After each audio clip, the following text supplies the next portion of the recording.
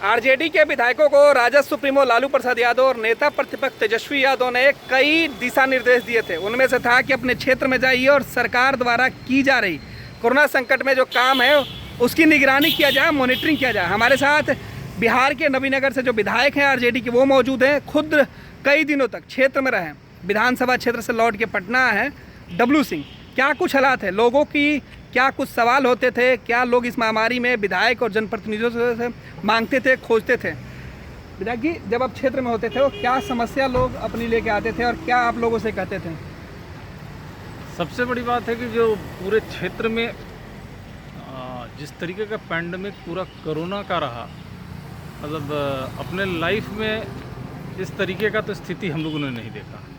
Officially क्या record है death casualties का ये तो सरकार बताएगी, लेकिन अनऑफिशियल अगर आप पूछते हैं तो हम ये दावे के साथ कह सकते हैं मेरे क्षेत्र में ऐसा कोई गांव नहीं था जिसका शमशान नहीं जागा हुआ था। हर गांव में हम लोग जाते थे। अब इसके बाद हम लोग बात करते थे या लोगों से वहाँ पे कनेक्ट कर रहे थे तो लोग बता रहे थे कि एक एक गांव से 5 लोग, कहीं 6 लोग, कहीं 8 लोग, इस तरीके से डेथ हुआ है। तो पूरा स्थिति बद से बदतर था। लेकिन थैंक्स है डॉक्टर्स को कि बहुत मेहनत किया है, बहुत डॉक्टर्स ने भी अपनी लाइफ कुर्बान किया। मैं उनको धन्यवाद देता हूँ, श्रद्धा सुमन भी अर्पित करता हूँ। लेकिन सबसे बड़ा अगर किसी को क्रेडिट गया तो मेरे मुताबिक, अगर गांव के अंदर में, शहर का बात नहीं कर रहा हूँ तो गांव का बात कर रहा हूँ, तो ये जिनको लोग ये झोला छाप डॉक्टर कहते थे ना, इस बार इन लोगों का जो रोल था ये बड़ा सराहनीय था। लोग जो डरे हुए थे कोविड के समय में, कोई एक दूसरे को छू नहीं रहा था, रिश्ते टूट रहे थे, उस समय में ये झोला छाप डॉक्टर्स गाँव में घर घर जाकर कोविड का इलाज कर रहे थे, ये कहकर कि ये आपको कोविड नहीं है, आपको टाइफाइड है, दूसरा कुछ बीमारी बता के, क्योंकि मेंटली बूस्टअप रह रहा था पेशेंट्स। हम देख रहे थे कि जो पेशेंट पॉजिटिव है, अगर उसको ये कह दिया जा रहा था कि आपको टाइफाइड है और टाइफाइड के नाम पे उसको इलाज किया जा रहा था, तो उन लोगों का रिज़ल्ट हम लोग देख रहे थे कि ज़्यादा बनिस्पत बढ़िया मिल रहा था और बढ़िया रिकवरी आ रही थी। और सरकार से तो हम लोगों को व्यक्तिगत अगर पूछिएगा तो हेल्पलेस हम लोग अपने आप को महसूस किए, क्योंकि लोग आ रहे थे, कह रहे थे कि भैया ऑक्सीजन चाहिए, मेडिसिन चाहिए बहुत, और कुछ था भी नहीं। और अफसोस था कि माननीय हमारे मुख्यमंत्री नीतीश जी हम लोगों का जो विधायक फंड है उसको भी कोरोना में ले लिए। हम लोग उसका विरोध नहीं कर रहे कि वो कोरोना में ले लिए, लेकिन वो पैसा अगर हम ही लोग को ऑथराइज कर देते कि नहीं, आपको मेडिकल सिस्टम पे ही खर्च करना है, आप अपने क्षेत्र में कीजिए।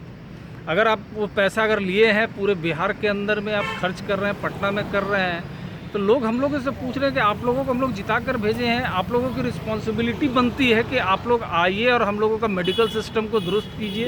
तो अब हम लोगों के पास कुछ बचा नहीं।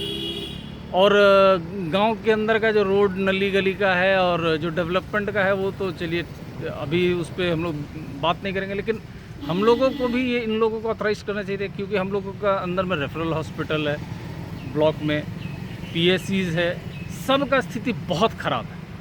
और हमको बोलना नहीं चाहिए कि जो जिस तरीके से छपरा में हुआ एम्बुलेंस वाला, तो वहाँ पे जो भी एम्बुलेंस मिला, तो जो मीडिया के सोर्सेज से जानकारी हम लोगों को मिला कि वो वहाँ पे रखा हुआ था रूढ़ी जी के यहाँ। और हमारे यहाँ जो एम्बुलेंस हम लोगों को मिला, उस एम्बुलेंस का तो मैं दुर्दशा बताऊंगा तो आप लोग आश्चर्य कीजिएगा कि 2013 में सांसद कोटे से एम्बुलेंस खरीदी गई और 12 एम्बुलेंस खरीदी गई। और जान के आपको हैरत होगी, ताजुब होगी कि आज तक 1 किलोमीटर भी वो 12 एम्बुलेंस चली नहीं। इसलिए नहीं चल पाई क्योंकि उसका न आज तक रजिस्ट्रेशन हुआ है, न इंश्योरेंस हुआ है। आज भी सभी पीएससीज में और सदर अस्पताल में खड़ी है। इस पैंडमिक में भी अगर कोई गाड़ी खड़ी है 2013 से अभी तक 1 किलोमीटर भी नहीं चला और 2 करोड़ रुपए के करीब का 1,92,00,000 रुपए का है पूरा एम्बुलेंस खरीदा गया था, लेकिन कहीं नहीं चली है। और अभी हम लोग अगर पूछते हैं डीटीओ से, डीएम से पूछते हैं कि डीटीओ साहब ये बताइए कि इस गाड़ियों का रजिस्ट्रेशन क्यों नहीं हुआ। तो वो केवल कहते हैं कि ऐसे समय में इस गाड़ी को खरीदा गया था जब सुप्रीम कोर्ट ने ऑर्डर कर दिया था कि BS4 गाड़ी खरीदनी नहीं है, रजिस्ट्रेशन नहीं होनी है। तो अब तो मुख्यमंत्री क्या प्रधानमंत्री भी चाहेंगे तो उसका रजिस्ट्रेशन नहीं हो सकता, क्योंकि सुप्रीम कोर्ट का ऑर्डर आ चुका है। और अब स्थिति ये है कि हम लोग अगर जाते हैं तो लोग कहते हैं कि भैया हम लोग का मोटरसाइकिल चेक होता है, हम लोग का इंश्योरेंस देखा जाता है, रजिस्ट्रेशन देखा जाता है, हेलमेट देखा जाता है, लेकिन ये 2 करोड़ की गाड़ी हर ब्लॉक पे खड़ी है, ना इसका रजिस्ट्रेशन है ना इंश्योरेंस है, और खड़ी है इस पेंडेमिक में भी नहीं चली, तो इसका दोषी कौन है? एक बड़ा सवाल उठ रहा है कि उप स्वास्थ्य केंद्र जो है, लालू जी रोज़ ट्वीट करते हैं, तेजस्वी जी रोज़ ट्वीट करते हैं, आपके क्षेत्र में क्या हालात हैं? बहुत ख़राब है, वर्स्ट है ही नहीं, समझिए।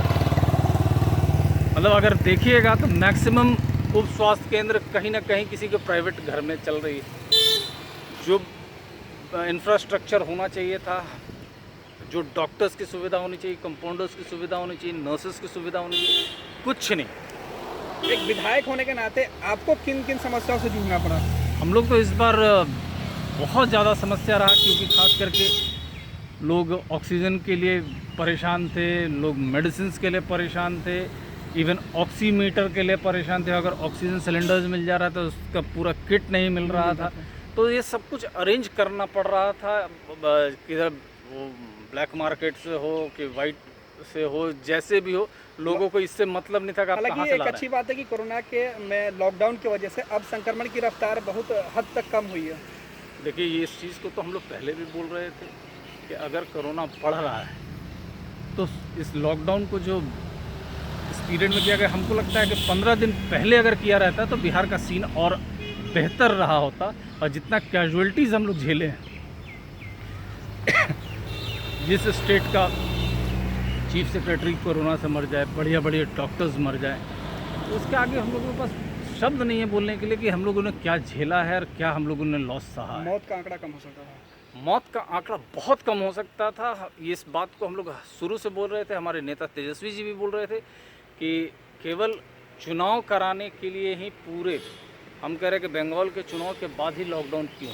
बंगाल चुनाव से बिहार के लोगों का क्या मतलब? अगर हम 15 दिन या 1 महीना पहले ही अगर हम लोग लॉकडाउन कर लिए होते तो आज हम लोग बहुत सेफर पोजीशन में होते और हम लोगों के साथ के बहुत लोग हम लोगों के बीच में रहते। नवीनगर और पटना में क्या अंतर देख रहे हैं? स्थिति तो नवीनगर का हो, पटना का हो, औरंगाबाद प्रॉपर का हो, स्थिति लोग बहुत अभी भी डरे हुए हैं।